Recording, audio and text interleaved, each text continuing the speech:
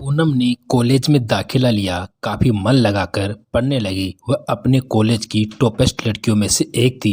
काफी खूबसूरत, पढ़ाई लिखाई में बहुत ही तेज तर्रार, सब कुछ अच्छा चल रहा था। एक नए लड़के का दाखिला आज उसी के बेंच हुआ। उसका नाम राहुल था। वह भी काफी खूबसूरत और हैंडसम पर्सनालिटी वाला था। पढ़ाई में पूनम से भी तेज तर्रार था। पूनम दिल्ली के एक बहुत बड़े व्यवसायी परिवार की लड़की थी। उनका कपड़ों का व्यापार था। रोज कॉलेज अपनी गाड़ी से जाती।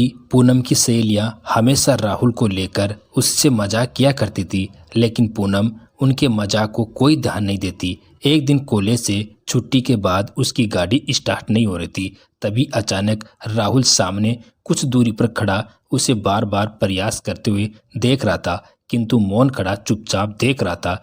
पूनम जब थक गई तो हार मानकर उसने राहुल की तरफ देखकर कहा, हेल्प मी प्लीज। अब हार मानकर उसने वहां आकर उसकी गाड़ी को ठीक करने का प्रयास किया और कुछ देर बाद गाड़ी स्टार्ट हो गई। थैंक यू कहकर वह गाड़ी में बैठी और चली गई। दूसरे दिन जब सहेलियों को पता चला तो वह उसका मजाक बनाकर उसे परेशान करने लगी। अब अगर राहुल सामने आता तो पूनम हेलो हाय बोल देती। धीरे धीरे दोनों में थोड़ी बहुत बातें होने लगी। पूनम की खूबसूरती पूरे कॉलेज में फेमस थी और पढ़ाई तो पूछना ही नहीं। पूनम को तो पता भी नहीं चला दोनों कब एक दूसरे के प्रति आकर्षित हो गए और उनके प्रेम कहानी की शुरुआत हो गई। धीरे धीरे बातें बढ़ने लगी और साथ जीने मरने की कस्में खाने लगे। कॉलेज का अंतिम साल का सेमेस्टर चलने लगा। इधर राहुल के पिता की तबीयत खराब हो गई। उसे सूचना मिलते ही वह घर आने का रिजर्वेशन करा लिया। अब पूनम भी साथ जाने की जिद पकड़ने लगी। उसे डर था कि कहीं वह उसे खो न दे, राहुल उसके प्यार को भुला न दे। राहुल को कुछ समझ में नहीं आ रहा था। एक तरफ पिताजी, दूसरी तरफ पूनम और उसका परिवार कैसे संभालेगा वह इतनी सारी जिम्मेदारियां। उधर पूनम के घर वाले जब उसके प्यार प्रसंग जाने तो सभी उनका विरोध करने लगे। रात की ट्रेन का रिजर्वेशन उसने कराया था और पूनम भी अपने परिवार की जिद के आगे सब कुछ छोड़कर जाने को तैयार थी। माँ ने लाख समझाया कि वह एक मध्य वर्गीय परिवार है, तुम्हें जीवन में बहुत कष्ट झेलना पड़ेगा, लोग तुम्हारे बारे में क्या कहेंगे। किसी बात का उसके दिमाग पर कोई प्रभाव नहीं पड़ा। रात के 10 बजे वह घर से भाग गई और अपने प्यार को हासिल कर लेने की चाह में निकल पड़ी। कुछ पैसे वह माँ के जेवर रखे ताकि कुछ दिनों का काम चल जाए, फिर राहुल कुछ ना कुछ व्यवस्था कर ही देंगे। कहते हैं कि जब इसका भूत चढ़ता है तो इंसान को किसी की कोई परवाह नहीं रहती। दिल्ली से मुंबई की ट्रेन थी। दोनों एक दूसरे का जन्म जन्म का साथ देने की कस्में खाई और मुंबई आ पहुंचे। राहुल को अब चिंता सता रही थी कि क्या करे। पूनम को भी अकेला कहाँ छोड़ूंगा। पहले दोनों आकर एक मंदिर में भगवान को साक्षी मानकर शादी करते हैं, फिर एक किराए का रूम तलाश कर वहां रहने की व्यवस्था कर लेते हैं और अपनी शादी के रिश्ते को नाम व पहचान देकर पूनम से कहते हैं कि अब मैं घर जाकर पिताजी का हालचाल लेता हूँ, तुम यहाँ रहो। जब परिवार को धीरे धीरे सारी बात बताऊंगा तभी तुम्हें अपने घर ले चलूंगा। अभी परिस्थितियाँ अनुकूल नहीं है, बीच बीच में मैं आता जाता रहूंगा। आखिर तुम मेरी जान हो, ऐसा समझा बुझाकर राहुल पूनम को छोड़कर अपने घर के लिए रवाना हो गया। घर पहुंचकर पिताजी का हालचाल लिया। वह अस्पताल में थे, लेकिन हालात में काफ़ी सुधार था। माँ ने देखते ही कहा, अब तो नहीं जाएगा बेटा, अकेले में सब कुछ कैसे देखूंगी। राहुल ने हाँ में सिर हिला दिया। मौन रहे, किसी से कुछ नहीं बोले। धीरे धीरे 12 दिन बीत गए। अब उन्हें पूनम की चिंता सताने लगी। एक वीरान देश में कैसे होगी, माँ से कैसे बात करूं, क्या बहाना बनाऊं, इसी चिंता में खोए थे। पिताजी अब घर आ गए थे और सेवा का कार्य और बढ़ गया था। राहुल की देखभाल से उनका स्वास्थ्य जल्दी ठीक हो गया। राहुल ने बड़े प्यार से माँ को समझाया कि एक जरूरी काम याद आ गया, मुझे वापस शहर जाना पड़ेगा, वैसे जल्दी आने की कोशिश करूंगा कहकर पूनम के यहाँ चले गए। वहाँ पूनम ने 12 दिन कैसे काटे वही समझ रही थी, लेकिन कर भी क्या सकती है। अपने मन का जो फैसला उसने लिया था। राहुल को देखते ही वह उनसे लिपट कर रोने लगी, मानो कितने वर्षों बाद मिली हो। राहुल को भी उतनी ही उसकी भी चिंता थी। थोड़ी देर हालचाल हुई दोनों लोगों में, फिर पूनम ने अपने अस्वस्थ होने के विषय में बताया। उसे खाने पीने का मन नहीं कर रहा, हमेशा मिचली सी आ रही।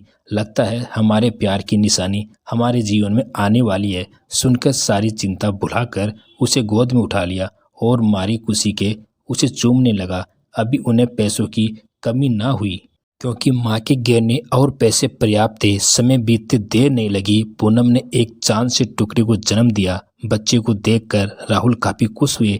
दोनों मिलकर अपने बच्चे की देखभाल करते। कोई बात ज्यादा छुपती नहीं। अच्छाई भले ही छिप जाए पर बुराई नहीं छिपती। तब हमारे जमाने में प्रेम विवाह बहुत बड़ी बुराई मानी जाती थी। यह बात जब राहुल के पिताजी तक पहुंची और उन्हें अपने इकलौते बेटे के प्रेम प्रसंग का पता चला तो उनको पुनः हार्ट अटैक का दौरा पड़ गया। इस दौरे के उपरांत उसकी मृत्यु हो गई। पिताजी के मरने की सूचना राहुल को मिलते ही मानो वह खुद को ही उनकी मृत्यु का दोषी समझने लगा। इधर जिम्मेदारियां भी खर्च के साथ साथ बढ़ गई। माँ अकेली हो गई। बहुत ज्यादा खेती बाड़ी भी नहीं थी। इस बार पूनम और बच्चों को लेकर गांव आया था। गांव में तरह तरह की बातें उसके विषय में रोज सुनने को मिलती। एक तरह से उसका जीना दूभर ही कर दिया था। लोगों से वह कुछ ना कहता, चुपचाप पूनम को लेकर बच्चे और माँ के साथ शहर आ गया। सारा खेत अधिया बटेरा पर दे दिया। दोनों के जीवन में एक नए सफर की शुरुआत हुई। प्रेम विवाह में लोग बहानों में बहकर विवाह तो कर लेते हैं, किंतु घर गृहस्थी का खर्च संभालना काफी कठिन हो जाता है। आए दिन की आवश्यकताओं की पूर्ति के लिए पर्याप्त धन की आवश्यकता होती है। रखा धन कब तक खाया जा सकता है। शहर में 4 सदस्यों का खर्च था। राहुल भी रोजगार के लिए हाथ पैर मार रहे थे, किंतु सफलता नहीं मिल पा रही थी। इधर पूनम के मायके में माँ से नहीं रहा गया तो वह अपनी बेटी से छुप छुप कर फोन से बातें करती थी और उसका हालचाल समय समय पर लेती रहती। अपनी इकलौती बेटी की स्थिति उनसे नहीं देखी गई, अतः उन्होंने उसे कपड़े का व्यवसाय शुरू करा दिया। बड़ी मुश्किल से पूनम ने राहुल को बिजनेस के लिए तैयार किया। वह भी चारों तरफ हाथ पैर मारकर थक चुका था।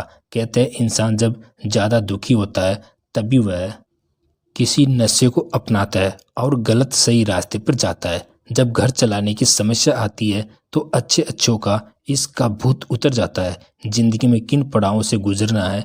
लड़कियां माँ बाप के सम्मान की बात एक बार नहीं सोचती। जिन्होंने पैदा किया सारी खुशियां नौछावर कर दी। बेटी एक फैसले से सब कुछ छोड़कर एक अनजान रिश्ते को अपना लेती है। हमेशा के लिए परिवार पर एक कलंक का टीका लगा देती है। एक बेटा भी बेटी की तरह होता है। राहुल नई दुकान में धीरे धीरे एडजस्ट हो रहे थे, किंतु पूनम को दुकान पर बैठने नहीं देते। उन्हें डर था कि कोई और उस खूबसूरत को चुरा न ले।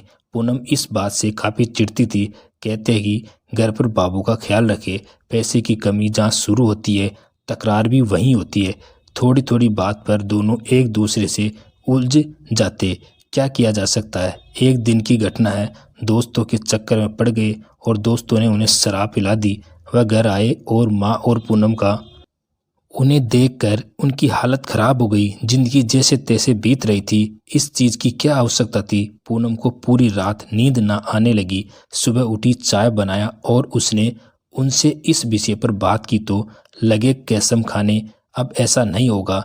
अब बेटा भी 3 साल का हो चुका था। घर में ज्यादा बहस हो अभी ठीक नहीं, लेकिन अगले दिन फिर पी कर आ गए और धीरे धीरे रोज का कार्य हो गया। अब तो एक कदम अंत हो गया जब वह पूनम पर हाथ उठा दिए और उसे काफी भला बुरा कहने लगे। पूनम के लिए तो कोई रास्ता नहीं बचा। अब क्या करे। रोती रोती न जाने कब नींद लग गई। घर का पूरा माहौल खराब कर डाला। मैंने लड़कियों की प्रेम विवाह के संबंध में एक छोटा सा प्रयास अपनी कहानी के माध्यम से समाज में लड़कियों को समझाने के लिए शुरू किया। आज माँ बाप का निर्णय होता तो वह उनसे कुछ कह सकती थी, सहायता मांग सकती थी, किंतु आज वह घर की रही न घाट की। तो दोस्तों कहानी कैसे लगी कमेंट करके जरूर बताइए और कहानी पसंद आए तो एक लाइक जरूर करें। नई नई कहानियाँ सुनने के लिए हमारे चैनल को सब्सक्राइब जरूर करें। आपका धन्यवाद।